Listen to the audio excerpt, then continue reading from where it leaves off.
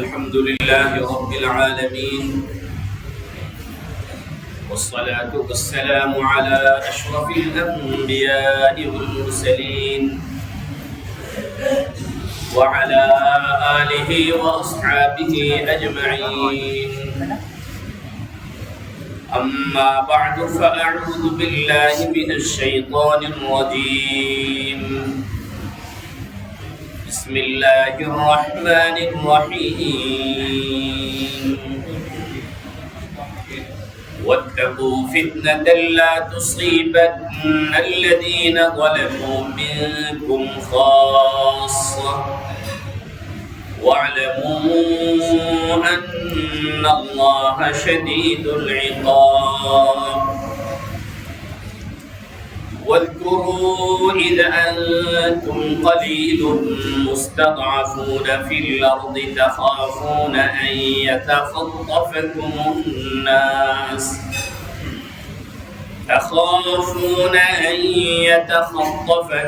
الناس فآواكم وأيدكم بنصره ورزقكم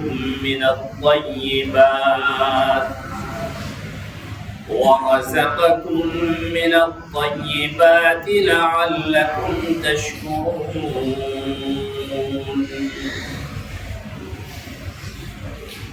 صدق الله مولانا العظيم وصدق رسوله النبي الكريم ونحن على ذلك لمن الشاهدين والشاكرين والحمد لله رب العالمين سبحانك لا علم لنا إلا ما علمتنا إنك أنت العليم الحكيم رب اشرح لي صدري ويسر لي أمري واحلل عقدة من لساني يفقهوا قولي ربي زدني علما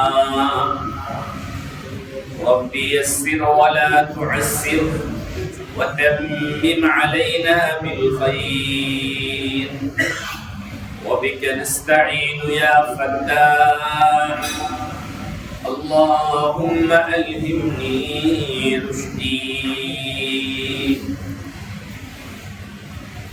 সকলেই একবার নামাজের দুরূদ শরীফ পড়ুন আল্লাহুম্মা সাল্লি আলা মুহাম্মাদিন ওয়া আলা আলি মুহাম্মাদ কামা সাল্লাইতা আলা ইব্রাহিম ওয়া আলা আলি ইব্রাহিম ইন্নাকা হামিদুম মাজিদ اللهم بارك على محمد وعلى آل محمد كما باركت على إبراهيم وعلى آل إبراهيم إنك حميد مجيد اللهم صل وسلم وبارك عليه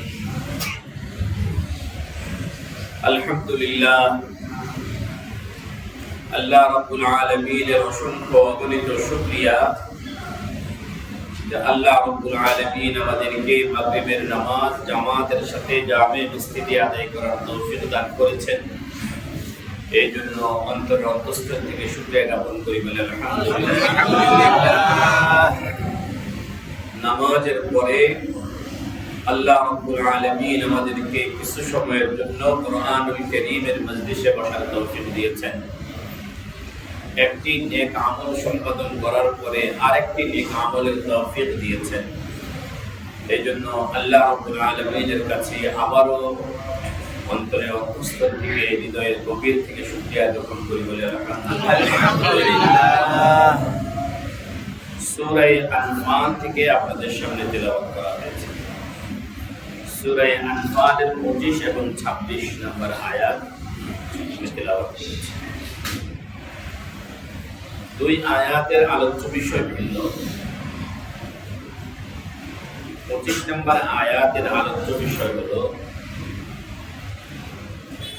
শুধু নিজে নিজেই অন্যায় থেকে বেঁচে থাকলে চলবে না, সমাজকেও অন্যায় থেকে বাঁচাতে হবে। এটাকে অন্যভাবে বলি, যারা অন্যায় করে আসমানি সাজা কেবল তাদের উপরে আসে না, যারা ওই অন্যায়কে সমর্থন করে, সাপোর্ট করে, ওই অন্যায় হতে দেখেও কিছু বলে না, তাদের উপরেও আসমানি আযাব আসে। এখন এই আসমানি আযাব থেকে বাঁচার উপায় কি, এই বিষয়টা নিয়ে 25 নম্বর আয়াতের আলোচনা। আল্লাহ রাব্বুল আলামিন বলেন, ওয়াত্তাকু ফিতনাতান, তোমরা ওই ফিতনাকে ভয় করো, ওই আযাবকে ভয় করো। লা তুসিবান্নাল্লাযীনা যালামু মিনকুম খাসসা, যা কেবল বিশেষভাবে জালেমদেরকেই আক্রান্ত করবে না।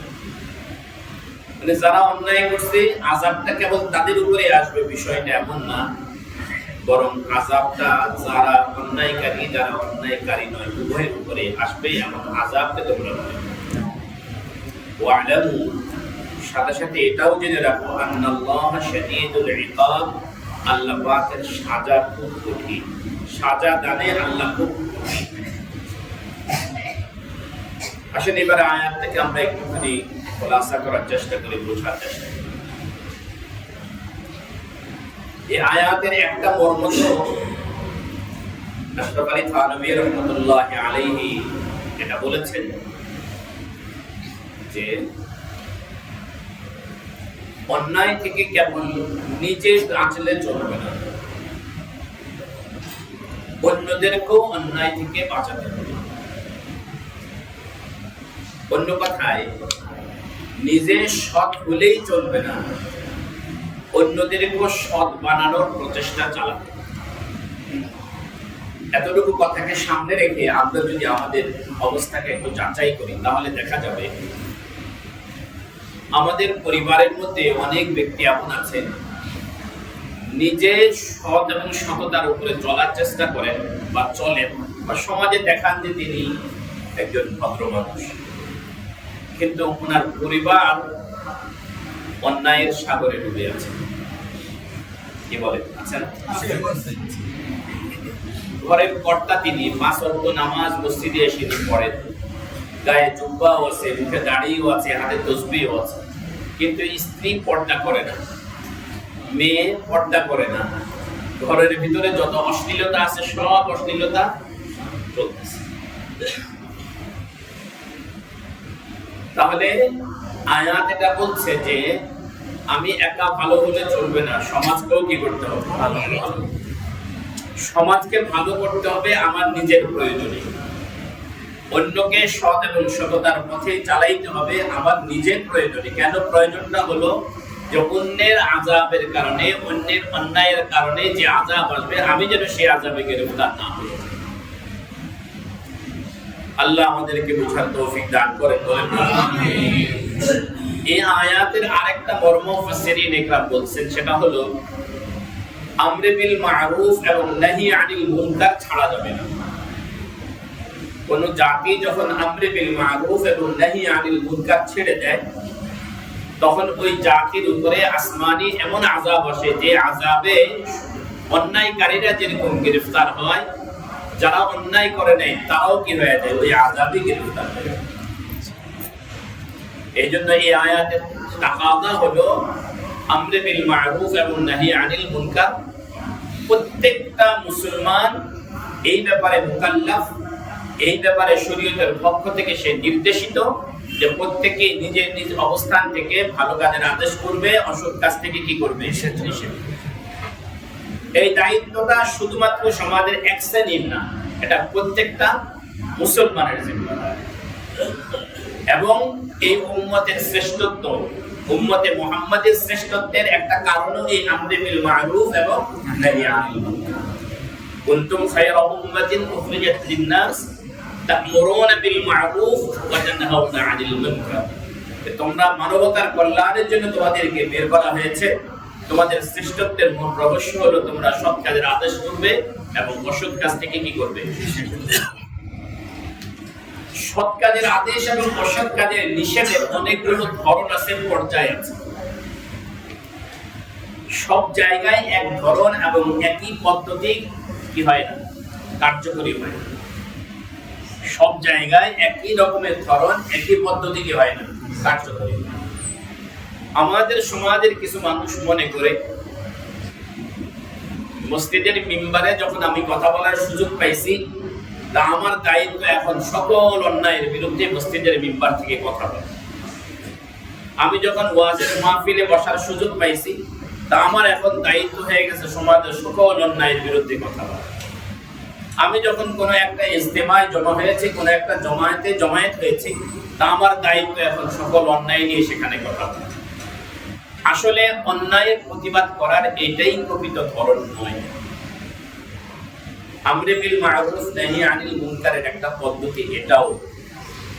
এমন কিছু কাজ আপনি করলেন যে কাজের মাধ্যমে এই অন্যায়টাই জড়ে বলে উৎপাটিত হয়ে গেল, এটাও তো আমরে বিল মারুফ নাহি আনিল। একদম আরেকটু খোলাসা করে যদি বলি, তাবলীগ জামাতের বিরুদ্ধে একটা অভিযোগ আছে, এরা সৎ কাজের অন্যায়ের বিরুদ্ধে কথা বলে। সত্যি কি আসলে তারা অন্যায়ের বিরুদ্ধে কথা বলে না? কি মনে হয় আপনাদের? বাহ্যিক দৃষ্টিতে আপত্তি তুলে ইস্তেমার মাঠে লক্ষ লক্ষ মানুষ মুসলমান একসাথে হয়, সরকারের অন্যায়ের বিরুদ্ধে যদি সেই ইস্তেমার মাঠ থেকে যদি কথা বলা যায়, তাহলে একদিনেই তো দেশের অবস্থা কি হয়ে যাবে, পরিবর্তন হয়ে যাবে, এরকম অনেকে আশা করে। আসলে আমি 1 ঘন্টা যাবৎ সুদের অপকারিতা নিয়ে কথা বললাম, এটাও তো অন্যায়ের বিরুদ্ধে কথা বলা হলো। আরেকটা হলো 10 জন সুদকে ধরে তার সুদ থেকে তাকে কোনো ওয়াজ-নসিহত করলাম না, কিন্তু এমন একটা পরিবেশে নিয়ে আসলাম যার কারণে সেই সুদ থেকে সরে গেল, এটাও কি আমরে বিল মারুফ নাহি আনিল মুনকার হয় না? বলেন, তাবলীগ জামাতে যাওয়ার পরে এই জামাতের বদৌলতে আল্লাহ পাক রব্বুল আলামিন হাজার হাজার অন্যায়কারী মানুষকে থেকে সৎ পথে পরিচালিত করেন না? আমি আর আপনি ওয়াজের মাহফিলে বসে যতজন মানুষকে শুধরাইছি, ওনারা ওয়াজ না করে এই ঠান্ডা ভাবে তার চেয়ে বেশি মানুষকেও যারা শুধরাইছে। আল্লাহ আমাদেরকে বুঝার তৌফিক দান করে। আলোচনা হলো সূরা আনফালের 25 নম্বর আয়াতের আলোচ্য বিষয় হলো যে কোন উম্মত, কোন জাতি, এই জাতি যদি কি করে আমরে বিল মারুফ নাহি আনিল মুনকার যদি ছেড়ে দেয়, তাহলে আল্লাহ রাব্বুল আলামিন এই উম্মতের উপরে এমন একটা আযাব চাপায়া দিবেন, যে আযাবে যারা অন্যায় করছে তারাও যেরকম গ্রেফতার হবে, যারা অন্যায় করে নাই তারাও কি হবে? আল্লাহ রাব্বুল আলামিন আমাদেরকে আমরে বিল মারুফ নাহি আনিল মুনকার যথাযথভাবে করার তৌফিক দান করেন, বলেন আমিন।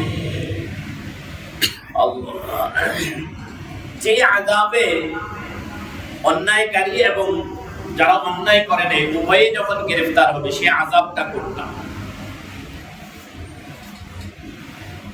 এই আযাব হতে পারে আল্লাহ পাক রব্বুল আলামিন বিগত জাতিদেরকে যেরকম শেষ করে দিয়েছেন এরকম কোন আযাব, অথবা হতে পারে ভিন্ন রকমের আযাব।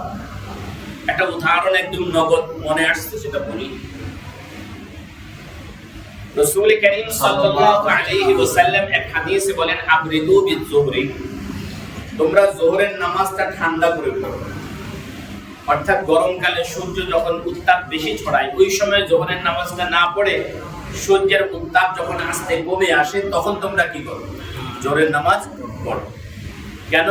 ফাইন্না শিদ্দাতাল হাররি মিন ফাইহি জাহান্নাম, কারণ এই তাপের তীব্রতা এটা জাহান্নামের নিঃশ্বাসের কারণে হয়, জাহান্নাম থেকে তৈরি। নাউযুবিল্লাহ, নাউযুবিল্লাহ। তাহলে এই হাদিস থেকে একটা জিনিস আমাদের সামনে স্পষ্ট হলো, এই তীব্র তাপদাহ এটা কিসের কারণে হচ্ছে? জাহান্নাম উত্তপ্ত হয় কখন? মানুষের, বলেন, মানুষের গুনাহের। সব বাংলাদেশের সবাই কি গুনাহ করতেছে? না, কিছু লোক গুনাহ করছে, কিছু আল্লাহর বান্দা আছেন যারা গুনাহ করতেছেন না। কিন্তু এই গরমের তীব্রতা, যে শিশুরা কোনোদিন এখনো গুনাহ করার বয়স যাদের এখনো হয়নি, তারাও তো এই গরমের তীব্রতা কি করতে হচ্ছে? ভোগ করতে হচ্ছে। যে বৃদ্ধরা এখন গুনাহ করার মতো কোনো শক্তি তাদের কাছে নেই, তাদেরও কি করা লাগছে? যে গবাদি পশুগুলোর আমল নামাই নাই, তাদেরও কি করা লাগছে? যে পাখিগুলোর কোনো গুনাহ যাদের আমল নামা তোলা হয়নি তাদেরও কি করা লাগছে? যে এখন এই ভোগ করার কারণে এই অন্যায়গুলো মানুষ করছি আমরা, আমাদের গুনাহের কারণে আল্লাহ পাক এই তীব্র গরম চাপায়া দিলেন। এই গরমের কারণে যারা অন্যায় করছে তারাও ভোগ করতেছে, যারা অন্যায় করি নাই তারাও ভোগ করতেছে। এটা বোঝার জন্য বলছি ওয়াত্তাকু ফিতনাতাল লা তুসিবান্নাল্লাযীনা যালামু মিনকুম খাস। এই আয়াতের আরেকটা ব্যাখ্যা মুফাসসিরিন একরাম এরকম করেছেন, বলে মানুষের সমাজের কিছু মানুষ যদি অন্যায় করে আর অন্য মানুষগুলো যদি অন্যায় করে দেখেও যদি নিষেধ না করে, তাহলে আল্লাহ পাক রব্বুল আলামিন এমন একটা আযাব চাপায়া দেন যে আযাবে সবাই গ্রেফতার হবে। এরকম আযাব কোনটা? বলে এরকম আযাব হলো জালেম শাসককে আল্লাহ তাদের উপরে চাপায়।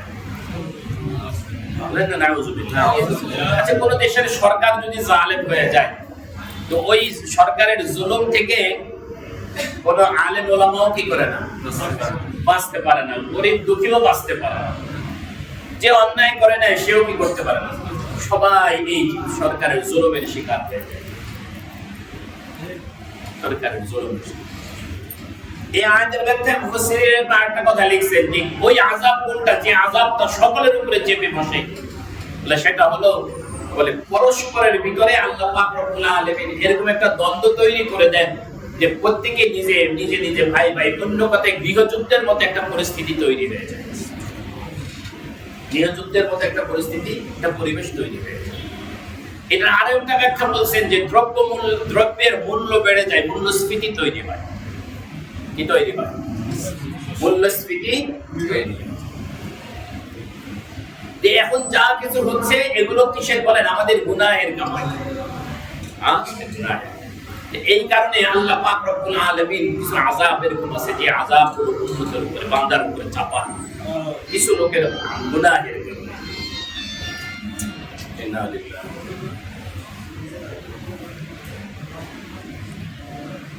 আল্লাহ বলতে চাচ্ছিলাম যে যারা অন্যায় করে আযাবটা যখন আসে কেবল তাদের উপরে আযাব আসে না, সেই আযাবে অন্যরাও কি হয়? ক্ষতিগ্রস্ত। হাদিসে রাসূল কারীম সাল্লাল্লাহু আলাইহি ওয়াসাল্লাম বলেন এই অবস্থাটা কখন তৈরি হয়? একটা তো বললাম যে আমরে বিল মারুফ নাহি আনিল মুনকার ছেড়ে দিলেন, আরেকটা হলো এই যে ইদা উবিলাতিল খাতিআতু ফিল আরদি ফামান শাহিদাহা ফাকারিহাহা কানা কামান গাবা আনহা। ওই গুনাহ যদি সমাজে চলে এবং ওই গুনাহটা যখন প্রকাশ্যে চলে, গুনাহ করেছেন এবং গুনাহটা কি করতেছে? প্রকাশ্যে গুনাহটা, ওপেন গুনাহটা করতেছে এবং বাধা দেওয়ার ক্ষমতা থাকা সত্ত্বেও তাদেরকে বাধা দেওয়া হচ্ছে না। ওই এরকম গুনাহ যখন প্রকাশ্যে চলে তখন আল্লাহ পাক রব্বুল আলামিন ওই জাতির উপরে এরকম আযাব চাপায়। নাউযুবিল্লাহ। এরকম গুনাহ কি পরিমাণ হয়? গুনাহ প্রকাশ্যে হওয়ার কতগুলো ব্যাখ্যা এখন নতুন করে অ্যাড হয়েছে। যেমন মাঝে মাঝে বিভিন্ন সিম কোম্পানি ওপেন ইয়ার্ড কনসার্ট করে না? শুধু কি ওই গুনাহটা যেখানে কনসার্টটা হচ্ছে ওই জায়গায় সীমাবদ্ধ, নাকি এই নেটের বদৌলতে এই গুনাহটা কি পরিমাণ কতটুকু জায়গা ছড়াইলো? পুরা বিশ্ব ছড়াইলো, পুরা বিশ্ব ছড়াইলো। শুধু খালি বিশ্ব ছড়াইলো? আমি তো মাঝে মাঝে এভাবে বলি যে এক সময়ের মানুষদের গুনাহগুলো শুধু জমিনে ছিল, আমরা এতটা অ্যাডভান্স, আমাদের গুনাহগুলো শুধু জমিনে না, আমাদের গুনাহ দ্বারা পুরা ইথারটা ভরে আছে। আমাদের গুনাহ দ্বারা পুরা কি ইথার শূন্য লোক পুরাটা ভরে আছে। কি বলেন? মোবাইলে বা বিভিন্ন চ্যানেলে আপনি যে ছবিগুলো দেখেন, যেগুলো আপনার মোবাইলে নাই, ইন্টারনেটের মাধ্যমে যে ছবিগুলো দেখেন, যে দৃশ্যগুলো দেখেন, এই দৃশ্যগুলো কই থাকে? স্যাটেলাইট থেকে। বলেন শূন্য হাওয়ায় বিরাজ করছে। আপনাকে এখানে একটা যন্ত্র দিছে, সেই যন্ত্রের মাধ্যমে শূন্য থেকে সেই দৃশ্যটা এনে আপনি আপনার মোবাইলে দেখছেন। তাহলে গুনাহ দ্বারা আমরা আমাদের এই শূন্য লোক কি করে রাখছি? বিমান চলছে পৃথিবী থেকে প্রায় 36, 38, 40 হাজার ফিট উপর দিয়ে। ওই বিমানে বসেও দীর্ঘ সময় লং জার্নি কিভাবে পাস করবেন সেখানেও কি চলছে? বলেন শোনা চলছে। মোবাইলে গান বাজতেছে, গেমস চলতেছে, দিব্যি এমন ভাবে চলতেছে মনে হচ্ছে কোনো ডরই নাই। অথচ ওই বিমান গন্তব্যে পৌঁছবে কিনা এর কোনো সিউরিটি নাই। যে চালাইতেছে সেও দেয় নাই, যে বানাইতেছে সেও দিতে পারে না। সেখানেও গুনাহ চলছে। এই জন্য গুনাহ যখন হয় এবং সেটা যখন প্রকাশ্য হয়, তা আল্লাহ রাব্বুল আলামিন এবং ওই গুনাহকে ক্ষমা বন্ধ করে দেওয়ার মতো ক্ষমতাও একজন লোকের থাকে বলে, তখন যদি বন্ধ করে দেওয়া না হয় তা আল্লাহ পাক রব্বুল আলামিন পুরা জাতির উপরে আযাব চাপায়, পুরা জাতির উপরে আযাব, পুরা জাতির উপরে আযাব। ইযা উমিলাতিল খাতিআতু ফিল আরদি ফামান শাহিদাহা ফাকারিহাহা কানা কামান গাবা আনহা ওয়া মান গাবা ফারদিয়াহা কানা কামান শাহিদাহা। বলে একটা অন্যায় হইছে, আপনি সেই অন্যায়ের ঘটনার কাছে ছিলেন না, কিন্তু অন্যায়ের ঘটনার কথা শোনার পরে আপনি এটাতে সন্তুষ্ট হয়েছেন, একমত হয়েছেন, তো অবস্থা এমন যেন আপনিও সেই অন্যায়ের সাথে কি ছিলেন, জড়িত ছিলেন। আর একজন আপনার সামনে অন্যায় হয়েছে, আপনি কোনোভাবেই এই অন্যায়ের প্রতি সন্তুষ্টি প্রকাশ করতে পারেননি, সন্তুষ্ট ছিলেন না। ক্ষমতা যতদূর ছিল, হাতে বলার যদি হাতে পরিবর্তন করার ক্ষমতা থাকলে হাত দ্বারা পরিবর্তন করার চেষ্টা করেছেন, হাতের ক্ষমতা না থাকার কারণে মুখে বলার চেষ্টা করেছেন, মুখে বলারও ক্ষমতা ছিল না, অন্তরে ঘেরা করেছেন। আপনি যেন এই গুনাহের সাথে আপনার কোনো সম্পর্ক ছিল।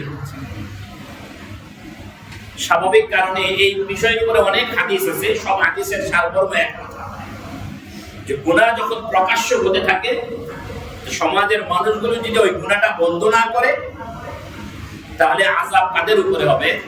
যারা গুনাহ করতেছে তাদের উপরে নাকি সবার উপরে?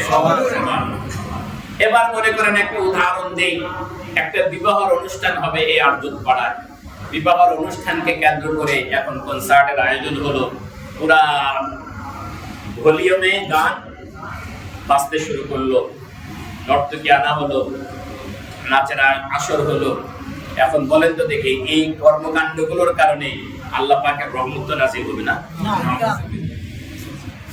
এখন যাদের হাতে ক্ষমতা আছে এই অন্যায়টা বন্ধ করে দেওয়ার, তারা যদি বন্ধ না করে, তাহলে আযাবটা কাদের উপরে আসবে? সবার। রমাদানুল মুবারক চলছে, গোটা দোকানের সামনে লাল পর্দা কালো পর্দা লাগাইয়া দিব্যি খাবার চলছে। আপনার কাছে এই অন্যায় বন্ধ করে দেওয়ার মতো ক্ষমতা আছে, আপনি দেন নাই। রমজানের রহমতের পরিবর্তে আযাবটা সবার। বলেন সবার। এরকম হাজারো চিত্র আমাদের সমাজে আছে। অন্যায় হচ্ছে, আমরা অন্যায়, আরে বিবাহের সময় একটু আনন্দ উৎসব না করলে আর কখন করবে, এই সফট একটা মনোভাব নিয়ে আপনি কি করছেন। একবার আমার বিরুদ্ধে অভিযোগ হলো যে পয়লা বৈশাখী বন্ধ হয়ে গেছে, 21শে ফেব্রুয়ারি বন্ধ হয়ে গেছে। বলেন তো দেখি, পয়লা বৈশাখীর ওই নোংরামি করলে ওই নোংরামিতে কত নাকি বলেন আছে নাকি, আছে নাকি গুনাহ আছে? গুনাহ আছে। আপনি যদি বন্ধ করার মতো ক্ষমতা থাকার পরেও আপনি যদি বন্ধ না করেন, আরে আপনি সমাজেরটা বন্ধ করতে পারলেন না, আপনার সন্তানকে অন্যায় অংশগ্রহণ করা থেকে তো বাধা দেওয়ার ক্ষমতা আপনার আছে। আপনি যদি এটাও যদি না দেন, তাহলে আযাব তো আপনার সংসারে আসবে। ওয়াত্তাকু ফিতনাতাল লা তুসিবান্নাল্লাযীনা যালামু মিনকুম খাস। একটা প্রশ্ন এখানে স্বাভাবিক তৈরি হয় যে যে অন্যায় করছে সে তো না হলে বুঝলাম সে অন্যায়ের কারণে কি পাচ্ছে? সাজা পাচ্ছে। যারা অন্যায় করে নেয় তাদের উপরে কেন আযাব আসে? কি বলেন, একটা প্রশ্ন হতে পারে? যারা অন্যায় করে নেয় তাদের উপরে আযাব কেন আসবে? যারা অন্যায় করছে তাদের উপরে আযাব আসতে পারে। বলে এই প্রশ্নের তিনটা জবাব আমার কাছে পড়ে আমার কাছে আমি পেয়েছি। তিনটা জবাব মুফাসসিরিন ইকরাম লিখেছেন, এক জায়গায় লেখেননি। তাফসীরে কুরতুবীতে একটা পেয়েছি, তাফসীরে কাবীরে একটা পেয়েছি, তাফসীরে মাজিদিতে একটা পেয়েছি, তাফসীরে মাজহারিতে পেয়েছি। প্রথম জবাব হলো, ওরা অন্যায় করে যে পরিমাণ গুনাহগার হয়েছে, আপনি অন্যায়ের সমর্থন করে সমপরিমাণ কি হয়েছে? তাহলে অন্যায়কারী হিসেবে সে অন্যায় করে গুনাহগার, আপনি সমর্থন করে কি গুনাহগার। তাহলে এবার আযাব আপনার উপরেও আসবে, যে আপনি করেন নাই তারপর আপনার উপরে আসবে। কেন আসবে?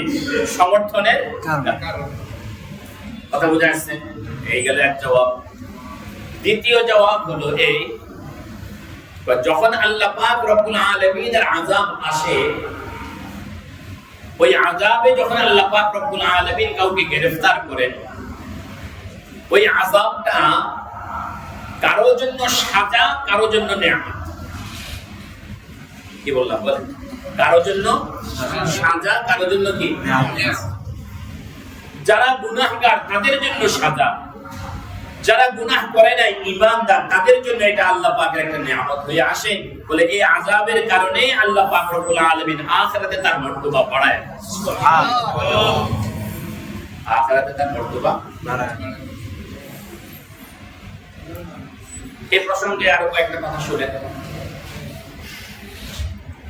আল্লাহ পাক রব্বুল আলামিন কিছু মুমিন বান্দাদের জন্য কিছু মর্যাদার আসন রাখছেন।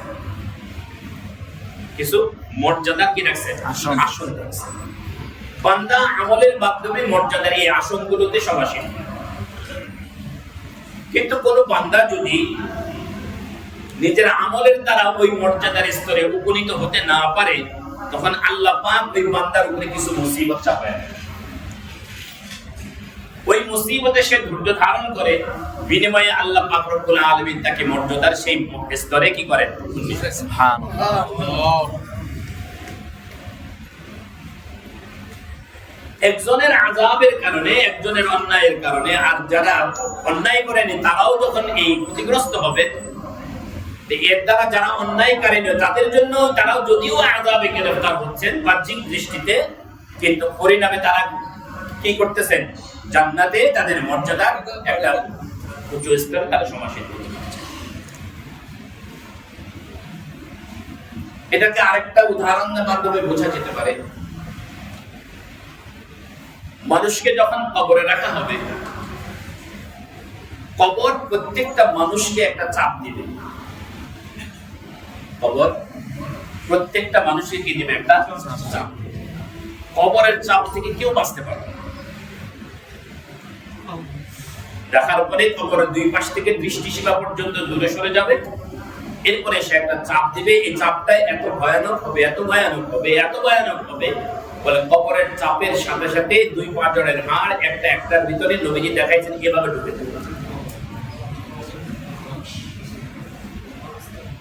এখন এই কবরের চাপ গুনাহগারকে কবর যেরকম দিবে, আল্লাহর ওলিকেও কবর কি করবে? ওইভাবে কি দিবে? চাপ দিবে। কবর চাপ দিবে। কিন্তু কবরের এই চাপটা গুনাহগারের জন্য সাজা হবে, নেককারদের জন্য সাজা হবে না, আরামদায়ক। গুনাহগারের জন্য কি হবে? গুনাহগারের জন্য কি হবে? সাজা হবে, কিন্তু নেককারের জন্য সাজা হবে।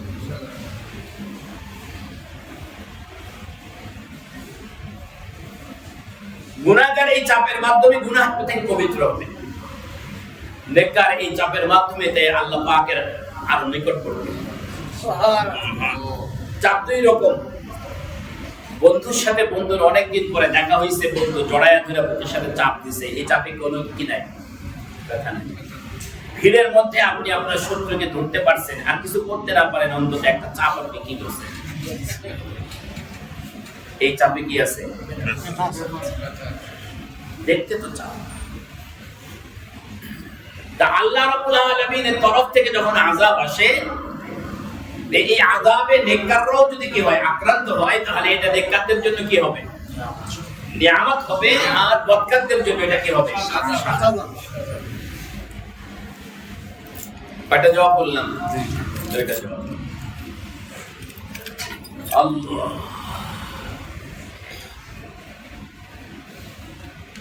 একজনের অন্যায়ের কারণে কোরআনুল কারীমে আল্লাহ বলেন, লা তাজিরু ওয়াজিরাতুন বিজরা উখরা।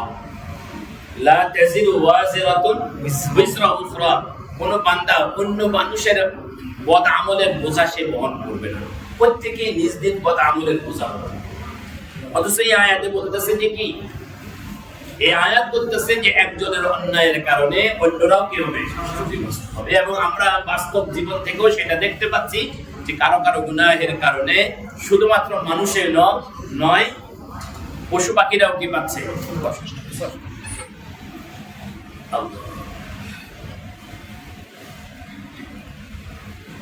আল্লামা কাজী সানাউল্লাহ পানিপতি রাহমাতুল্লাহি আলাইহি বলেন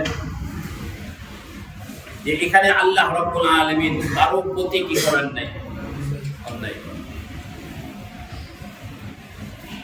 বলে আল্লাহ রাব্বুল আলামিন যখন জালেমের উপরে যখন আযাব দিয়েছেন, জালেম তো এই আযাবের মুস্তাহিক ছিল, উপযুক্ত ছিল।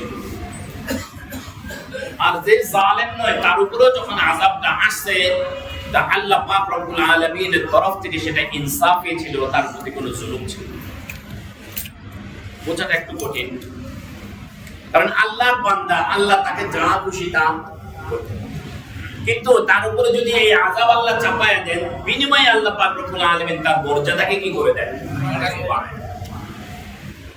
রাসূল করিম সাল্লাল্লাহু আলাইহি ওয়াসাল্লাম একদিন বললেন, যদি কারো জ্বর হয় তাহলে বিনিময়ে আল্লাহ পাক জাহান্নামের আগুনকে তার জন্য কি করে দেন? ঠান্ডা করে দেন। সুবহানাল্লাহ।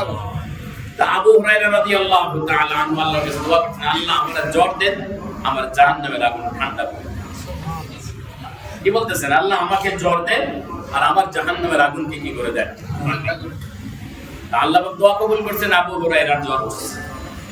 রাসূল করিম সাল্লাল্লাহু আলাইহি ওয়াসাল্লাম দেখলেন, বলেন কি ব্যাপার আবু হুরায়রা, তোমার চেহারা সুরত এভাবে কেন, মাংস হয়ে আছে কেন?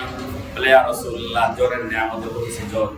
বলে হঠাৎ করে এখন তো জ্বরের কারণ উপলব্ধ করে তোমার জ্বর উঠলো কেন?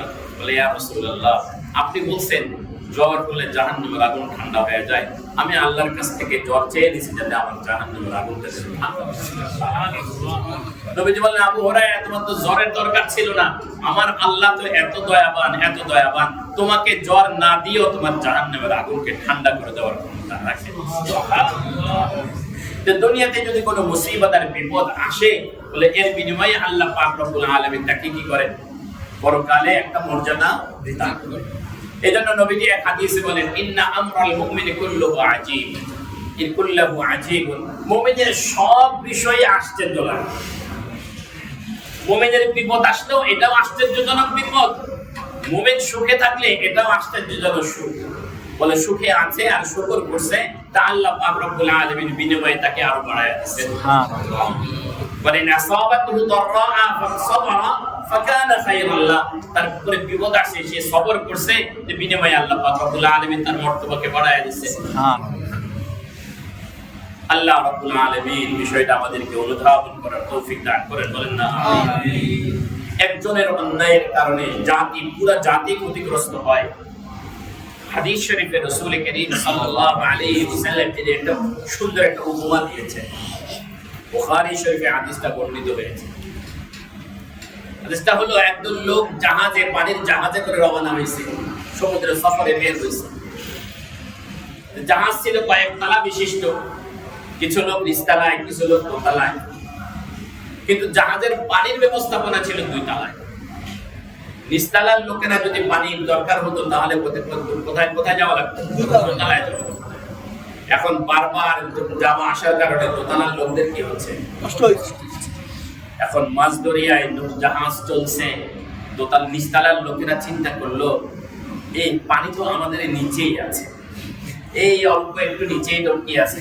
পানি আছে। বারবার উপরে গিয়ে তাদেরকে কষ্ট দেওয়ার কি দরকার? জাহাজের তলা দিয়ে একটা ফুটা করে নিলেই তো আমরা কি পাই যাচ্ছি? পানি পেয়ে যাচ্ছি। এখন এরা যদি মিলে পরামর্শ করে, নিচতলার লোকেরা জাহাজের তলা দিয়ে যদি ফুটা করা শুরু করে, আর এই ফুটা করার আওয়াজ দোতলায় পৌঁছানোর পরে দোতলার লোকজন চিন্তা করলে, কি ব্যাপারে আওয়াজ আসতে করতেছে, কোত্থেকে? লোক পাঠাইলো খোঁজ নেওয়ার জন্য। লোক খবর দিয়ে বললো, নিচতলার লোকেরা পানির জন্য নিচে দিয়ে একটা ফুটা করতেছে। দোতলার লোকরা এটা জানার পরেও যদি চুপ থাকে, আর থাক, ওদের তলায় ওরা ফুটা করতেছে, আমার এখন তো আমাদের যুক্তি, আরে ভাই ওর কবরে ও যাবে, আমার কি? ওর কবরে তো আমি হিসাব দেব না, আমি এত টেনশন কিসে তাকে অন্যায় থেকে বাঁচানোর জন্য? তার আখিরাতের হিসাব সে দিবে, আমার এত টেনশন কিসে? এখন যদি দোতলার লোকেরা যদি নিচতলার লোকদেরকে যদি না আটকায়, বাধা যদি না দেয়, তাহলে শুধুমাত্র নিচতলার লোকেরাই ডুববে, দোতলার লোকেরা তো বেঁচে যাবে। জাহাজ ডুবলে কেউ আর কি? এই হাদিস নবীজি এই উপমা দিয়ে বলছেন যে, তোমার পাশের ভাই, তোমার ভাই যদি অন্যায় লিপ্ত হয়, আর তুমি যদি তাকে অন্যায় থেকে যদি বাধা না দাও, এই অন্যায়ের কারণে সে ক্ষতিগ্রস্ত হবে, বিষয়টা এরকম নয়, সে অন্যায়ের কারণে তুমিও ক্ষতিগ্রস্ত। আজকে আমাদের মধ্যে সবচেয়ে বড় যে বিষয়টার অভাব, আমরা এখন অন্যায়ের দিকে প্রতিযোগিতামূলক ভাবে এগিয়ে চলছি। অন্যায়ের দিকে প্রতিযোগিতামূলকভাবে এগিয়ে চলছে। যারা অন্যায় থেকে বাধা দেওয়ার ছিলেন তারা এখন চুপ হয়ে গেছে, বলছে কি করব, আরে যদি সমাজ একভাবে চলছে আমি কি আর সমাজের বিরুদ্ধে সমাজের বিপরীতে চলতে পারবো কিনা, আরে ছেলে মেয়েরা এখন যদি দুষ্টামি না করে তাহলে কখন করবে, এখন যদি আনন্দ না করে কখন করবে, এই কথা বলে বলে আমিও ঠিক দেখছি অন্যায়কে প্রমোট করে যাচ্ছি। পরিণামে যেটা হচ্ছে পৃথিবী বসবাসের অযোগ্য হয়ে যাচ্ছে। আল্লাহ পাক রব্বুল আলামিনের বিভিন্ন রকমের আযাব আমাদের উপরে ধেয়ে আসতেছে, আমরা আযাবে গ্রেফতার হয়ে যাচ্ছি। আমরা টেরও পাচ্ছি না যে আমরা আসমানি আযাবের শিকার, বরং আমরা এই আসমানি আযাবটা অমুকের দোষ তমুকের দোষ বলে চালায়া আত্মতৃপ্তি লাভ করতেছি। কি বলেন? মূল্যস্ফীতি আমাদের গুনাহের ফসল, এর জন্য আমরা সরকারকে দায়ী করতেছি।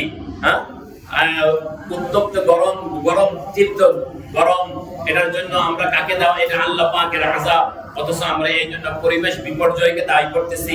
এভাবে এক একজন এক একটাকে দায়ী করে আত্মতৃপ্তি লাভ করতেছি, অথচ নিজেদের দিকে একবারও তাকালাম না যে আমার গুনাহের কারণে এই অবস্থা তৈরি হচ্ছে।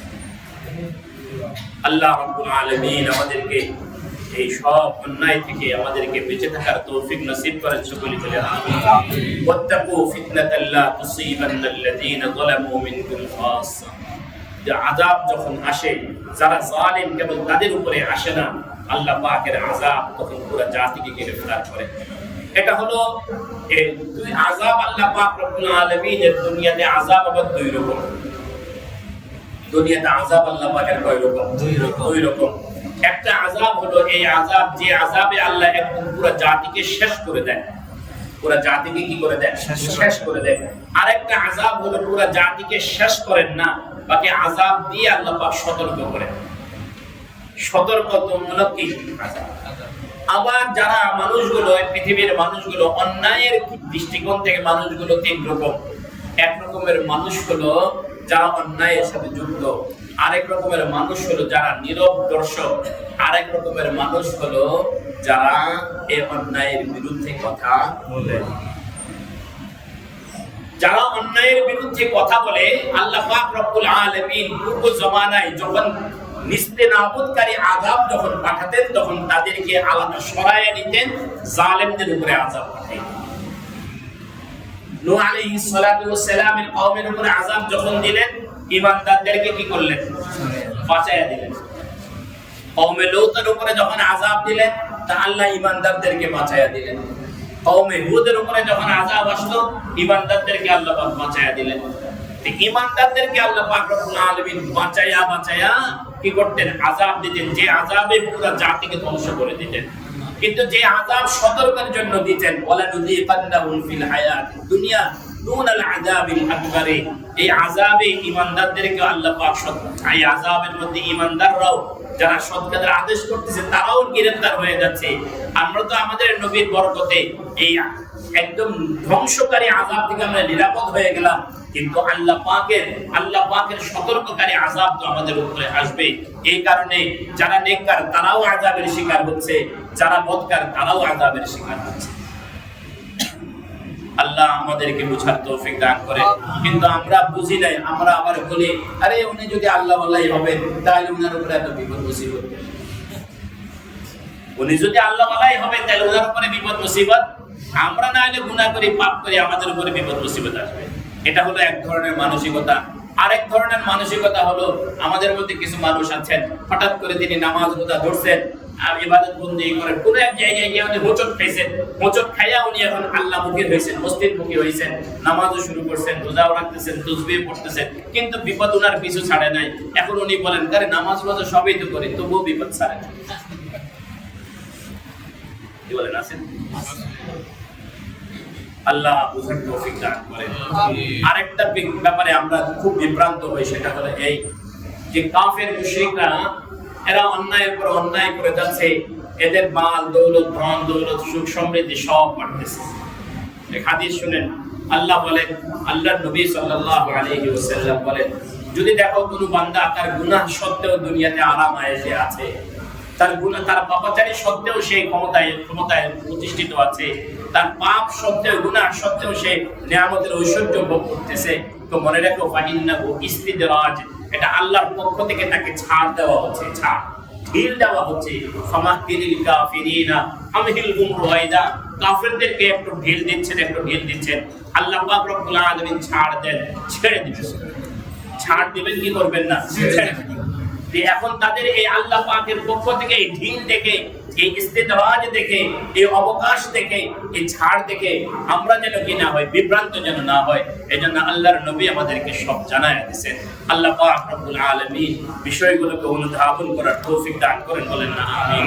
এরপর আল্লাহ বলেন ওয়া'লামু আন্নাল্লাহা শাদীদুল ইকাব, জেনে রাখো আল্লাহ পাক রব্বুল আলামিনের আযাব কঠিন। আল্লাহ পাক যখন আযাব দেন, যে আল্লাহ পাকের এই আযাব থেকে বাঁচার মতো ক্ষমতা কারো নেই। আচ্ছা, এই কথাটা যদি বুঝে আসে তাহলে আমাদের একটা জিনিস বুঝে আসা দরকার, ওয়া'লামু আন্নাল্লাহা শাদীদুল ইকাব, আল্লাহ পাকের আযাব খুব কঠিন। এটা বোঝার জন্য পিছনের জমানায় আল্লাহ পাকের যে আযাবগুলো পৃথিবীতে আসছে সেগুলো একটু পড়েন, সেগুলো একটু জানেন। না বাঁচার কোনো উপায় নাই, বাঁচার কোনো উপায় নাই। আল্লাহ পাক রব্বুল আলামিন বাঁচার উপায় নাই এই কথার উপরে একটা উপমা দিয়েছেন, একটা উপমা দিয়েছেন। সাইয়্যিদুনা নূহ আলা নবিয়িনা আলাইহিস সালাতু ওয়াস সালাম তার ছেলেকে বলতেছেন, ও আমার ছেলে, ইয়া বুনাইয়া রাকাব মা'না, যদি এই আল্লাহ পাকের এই মহা প্লাবন থেকে যদি তুমি বাঁচতে হয় তাহলে আমাদের সাথে নৌকায় আরোহণ করো। ওয়ালা ইয়া বুনাইয়া রাকাব মা'না, আমাদের সাথে নৌকায় আরোহণ করো। ওয়ালা তাকুম মা'আল কাফিরিন, কাফেরদের সাথে থেকো না। ছেলে বলল, আমি বেঁচে যাব। আমি কি বেঁচে যাব? কিভাবে বাঁচবা? পানি আর কতটুকু উঠবে? আমি পাহাড়ের চূড়ায় উঠব। পানি আর কত দূর উঠবে? আমি কোথায় চলে যাব? পাহাড়ের চূড়ায় চলে যাব। قال سآوي إلى جبل يعصمني من الماء, বলে আমি পাহাড়ের চূড়ায় উঠে যাব, পানি থেকে বেঁচে যাব। নবী বললেন, লা আসিমাল ইয়াউমা মিন আমরিল্লাহি ইল্লা মান রাহিম, বলে আল্লাহ পাক যার প্রতি দয়া করেছেন সে ছাড়া এই আযাব থেকে আর কেউ কি করতে পারবে না, বাঁচতে পারবে না। আলোচনা বাবার পুত্রের এখনো শেষ হয় নাই, এরই মধ্যে একটা ঢেউ আসছে আর কানান কি হয়ে গেছে, فحال بينهما الموج فكان من المغرقين। بس এটুকু উপমা দিছেন না, ইন্নাল্লাহা শাদীদুল ইকাব। আল্লাহ পাক রব্বুল আলামিন একটা জাতিকে শেষ করে দিয়েছেন। এদের জন্য আল্লাহ পাক রব্বুল আলামিন 8 দিন সাখরাহা 7 লায়ালি ওয়া 8 আইয়াম, 8 দিন 7 রাত পুরো পৃথিবীতে প্রলয় কাণ্ড ঘটায় দিয়েছেন। যেমন বাতাস, তেমন বিদ্যুতের গর্জন, তেমন শিলাবৃষ্টি, এই অবস্থায় পুরো একটা জাতিকে আল্লাহ পাক শেষ করে দিয়েছেন।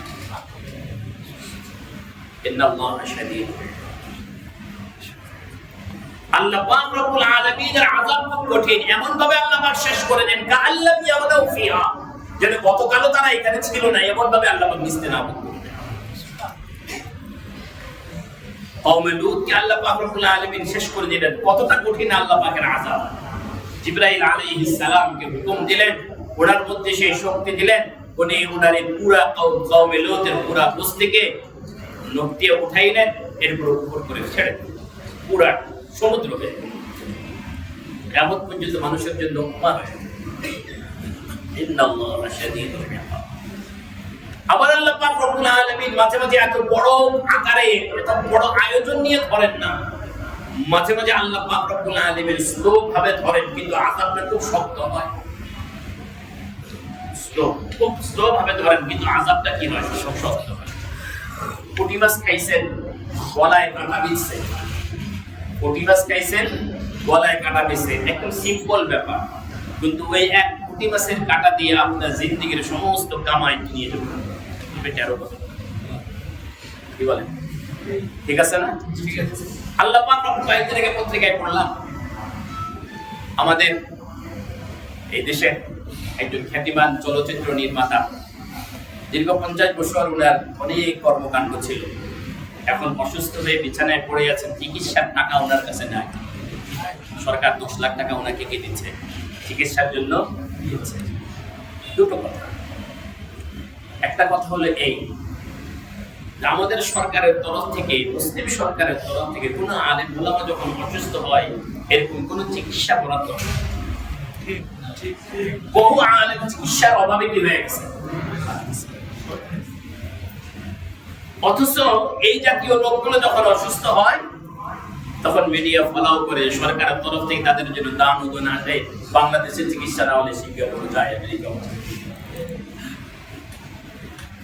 আরেকটা কথা হলো এই যে 50 বছর উনি কি করলেন, বৈধ অবৈধ হালাল হারামে উনি কামাইলেন, কিন্তু শেষ পর্যন্ত সরকারের অনুদান দিয়ে ওনার কি করা লাগতেছে, চিকিৎসা করা লাগতেছে। কোথায় ওনার পয়সাগুলো? ওনার ছেলে আমেরিকায় রাজার হালতে চলছে। ইন্নাল্লাহ শাদীদুল ইকাব, আল্লাহ ধরেন যে আল্লাহ পাকের মায়। এরপর আল্লাহ বলেন ওয়াজকুরু ইয আনতুম কালীলুম মুস্তাদআফুনা ফিল আরদি তাখাফুনা আন ইয়াতাখাত্তাফাকুমুন নাস ফাআওয়াকুম ওয়া আইয়াদাকুম বিনাসরিহি ওয়া রাযাকাকুম মিনাত তাইয়্যিবাতি লাআল্লাকুম তাশকুরুন। এখানে আল্লাহ পাক রব্বুল আলামিন ইসলামের প্রথম দিকের মুসলমানদেরকে বললেন, মুসলমানদেরকে সম্বোধন করে বললেন ওয়াজকুরু, স্মরণ করো ওই সময়ের কথা, ইয আনতুম কালীল, যখন তোমরা ছিলে গণনায় সংখ্যায় অল্প, মুস্তাদআফুনা ফিল আরদি, জমিনে খুব দুর্বল অসহায়, তাখাফুনা আন ইয়াতাখাত্তাফাকুমুন নাস, শত্রুরা তোমাদেরকে পাকড়াও করবে, তোমাদেরকে চাপে ফেলে দিবে, শেষ করে ফেলবে, এরকম একটা আশঙ্কা তোমরা করতেছিলে। বলে যখন তোমাদের এই অবস্থা ছিল ফাআওয়াকুম, তিনি তোমাদেরকে আশ্রয় দিলেন। কে আশ্রয় দিলেন?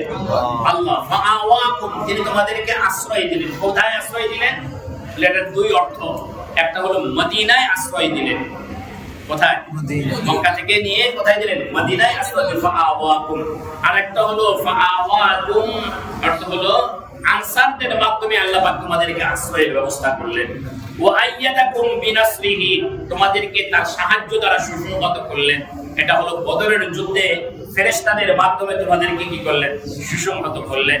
ওয়া রাযাকাকুম মিনাত তাইয়্যিবাত, এবং তোমাদেরকে তাইয়্যিব উত্তম রিজিক তোমাদেরকে দান করলেন। বদরের যুদ্ধে তোমাদের জন্য গনিমত আল্লাহ পাক তোমাদের জন্য ব্যবস্থা করে দিলেন। লাআল্লাকুম তাশকুরুন, এটা এই জন্য করছেন যাতে তোমরা কি করো? কৃতজ্ঞতা। এখানে এটা তো স্পষ্ট, এই আয়াতের লম্বা চড়া কোনো ব্যাখ্যা আমাদের প্রয়োজন নেই। এতটুকু আমরা স্পষ্ট বুঝতে পেরেছি ইসলামের প্রথম যুগে অবস্থা এবং আল্লাহ পাক রব্বুল আলামিন তারপরে মুসলমানদেরকে কেমন শক্তি সামর্থ্য দিলেন, এই বিষয়ে আল্লাহ পাক রব্বুল আলামিন এখানে খোলাসা করেছেন। এটা তো আমরা বুঝলাম, কিন্তু আমি একটা সূক্ষ্ম বিষয়ের দিকে আপনাদের দৃষ্টি আকর্ষণ করতে চাই। আল্লাহ পাক রব্বুল আলামিন বলেন ওয়াজকুরু, স্মরণ করো। এই যে নির্দেশবাচক শব্দে বললেন, এই স্মরণ করা, এই নির্দেশটা কাদেরকে দিচ্ছেন? বুঝে থাকলে বলেন তো দেখি। মুমিনদেরকে না? মুমিনদেরকে না? আয়াতটা কাদেরকে বলতেছে? মুমিনদের। কিন্তু এখানে আসলে মুমিনরা, আমরা যারা এখন আছি, আমরা হলাম দ্বিতীয় পর্যায়ে। প্রথম পর্যায়ে নির্দেশটা কাদেরকে দিচ্ছেন? ভাই একটু বলেন না। সাহাবীদেরকে। কাদেরকে দিচ্ছেন? সাহাবী। বলে স্মরণ করো, মুহাজির সাহাবীদেরকে বলতেছে, বিশেষ করে মুহাজির সাহাবীদেরকে বলতেছে। ওয়াজকুরু ইয আনতুম কালীলুন, স্মরণ করো ওই সময়ের কথা যখন তোমরা কি ছিলে? কম ছিলে, সংখ্যায় কম ছিলে। মুস্তাদআফুনা ফিল আরদি, মক্কায় তোমরা খুব দুর্বল অবস্থায় ছিলে। তাখাফুনা আন ইয়াতাখাত্তাফাকুমুন নাস, তোমাদের অবস্থা তখন কতটা দুর্বল ছিল? কতটা দুর্বল ছিল? মক্কার মুশরিকরা তোমাদের উপরে জুলুম করবে, হামলা করবে, তোমরা হিজরত করতে পারবে না, তোমাদের সবকিছু ছিনিয়ে নেবে, এরকম একটা আশঙ্কায় তোমরা দিনে পার করেছিলে।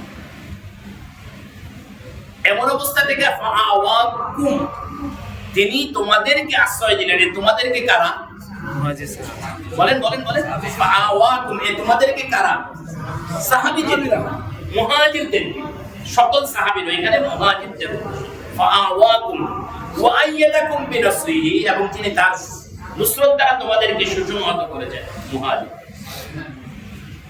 ওয়া রাযাকাকুম মিনাত তাইয়্যিবাত, এবং তোমাদেরকে মানে গনিমত থেকে আল্লাহ পাক রব্বুল আলামিন তোমাদের জন্য রিজিকের ব্যবস্থা করেছেন। তাহলে এখানে কুম কুম কুম, এই যে শব্দটা, এই শব্দটার মিসদাক বা এই শব্দটা প্রযোজ্য হয় প্রথমত মুহাজিরদের উপরে, দ্বিতীয়ত সকল সাহাবীদের। আচ্ছা, কোরআনুল কারীম যাদেরকে সম্বোধন করে কথাগুলো বলছে, আমি ১বিংশ শতাব্দীতে এসে তাদের সমালোচনা করছি। নাউজুবিল্লাহ বলেন। ১বিংশ শতাব্দীতে এসে আমি এত বড় ইসলামী গবেষক হয়ে গেছি, এখন আমি খুঁজে খুঁজে তাদের কি করতেছি বলে দোষগুলো খুঁজে খুঁজে বের করে আমি বলছি যে ওনাদেরকে আমি মানতে যাবো কেন, ওনারটাই এই দোষগুলো করছি। অথচ আল্লাহ রাব্বুল আলামিন শুধু তাদের প্রশংসাই করেন। আল্লাহ তাদের কি করে গেছেন? আমি করছি না। আল্লাহ পাক রব্বুল আলামিন আমাদেরকে বিষয়টা উপলব্ধি করার তৌফিক দান। আমিন। এই আয়াতে ইসলামের প্রথম যুগে মুসলমানদের কি দুর্বল অবস্থা ছিল সে কথা আল্লাহ পাক বুঝাইলেন, এবং হিজরতের পরবর্তীতে মুসলমানদের কি অবস্থা হয়েছে সেটা আল্লাহ পাক বলে দিলেন। এখান থেকে আমি সর্বশেষ যে কথাটা আপনাদেরকে বলতে চাই, রাসূল করিম সাল্লাল্লাহু আলাইহি ওয়াসাল্লাম দুনিয়া থেকে যখন বিদায় নিচ্ছেন, ইসলামের সূচনা লগ্নে মুসলমান দুর্বল থাকলেও নবীজির বিদায় লগ্নে মুসলমানরা দুর্বল ছিলেন। বরং পৃথিবীর সকল ধর্মের লোকদের উপরে, পৃথিবীর সকল শক্তি মহাশক্তি, পৃথিবীর সকল পরাশক্তির উপরে মুসলমানরা শাসক। তাহলে আল্লাহ নবী তার উম্মতকে শাসকের জায়গায় রেখে গেছেন, আর বর্তমানে আমরা এখন বলেন বলেন বলেন শোষকের জায়গায় আছি, শাসকের জায়গায় না। আমরা এখন শোষিত শাসক। আল্লাহ এই অবস্থা যদি হবে নবীজি বলেছেন। উম্মুল মুমিনিন যায়েদা বিনতে জাহাশ রাদিয়াল্লাহু আনহা নবীজিকে বললেন, ইয়া রাসূলুল্লাহ, আপনার উম্মতের এই অবস্থা হবে, আমাদের মধ্যে নেক লোক থাকা সত্ত্বেও কি অবস্থা হবে যে এরা শোষিত হবে? নবীজি বলেন, হ্যাঁ, নেক লোক থাকলেও শোষিত হবে। কারণ ইযা কাসুরাল খাবাস, যখন মানুষের মধ্যে অন্যায় যখন বেড়ে যাবে তখন সৎ লোকগুলো, এই মুসলমানরা তখন শোষিত হবে, পদদলিত। এবার আপনি একটু চিন্তা করেন, পৃথিবীর ইতিহাসের জরিপ লাগান, যতগুলো মুসলিম রাষ্ট্র আছে অন্যায়ের দিক থেকে দেখেন, এক এক মুসলিম রাষ্ট্র আরেক রাষ্ট্র থেকে কি প্রতিযোগিতামূলক ভাবে কি করতেছে, আগাইতেছে না? আমি তো ওমরার সফরে শুনে আসলাম, সৌদিতে কোনো বড় যদি মার্কেট শপিং মল যদি করার যদি পারমিশন চায়, প্রধান এবং প্রথম শর্ত হলো সেখানে একটা সিনেমা হল থাকতে হবে। কোরআন নাজিলের দেশে, ওয়াহী নাজিলের দেশে এখন শপিং মল হতে হলে সেখানে কি থাকা লাগে? Cinema hall. বলেন, সিনেমা হল থাকা লাগে, তাহলে অনুমতি মিলে না। এখন যদি মুসলমানরা যদি গুনাহের দিকে এইভাবে আগায়, তে মুসলমানরা সম্মানের আসরে থাকবে না, পদদলিত হবে। যদি সম্মানের আসনে, শাসকের আসনে যদি আবার বসতে হয়, তাহলে অন্যায় ছেড়ে দিতে হবে, গুনাহ ছেড়ে দিতে হবে, আল্লাহ এবং আল্লাহর রাসূলের আদর্শের উপরে আসতে হবে, সুন্নাহর উপরে আসতে হবে। সুন্নাহর উপরে যতটা আসা যাবে ততটা ইজ্জত, ততটা সম্মান। আল্লাহ পাক রব্বুল আলামিন এই বিষয়গুলো আমাদেরকে বোঝার, হৃদয়ঙ্গম করা এবং বাস্তব জীবনে সেটাকে কার্যকরী করার, আমল করার তৌফিক দান করেন। আল্লাহুম্মা সাল্লি আলা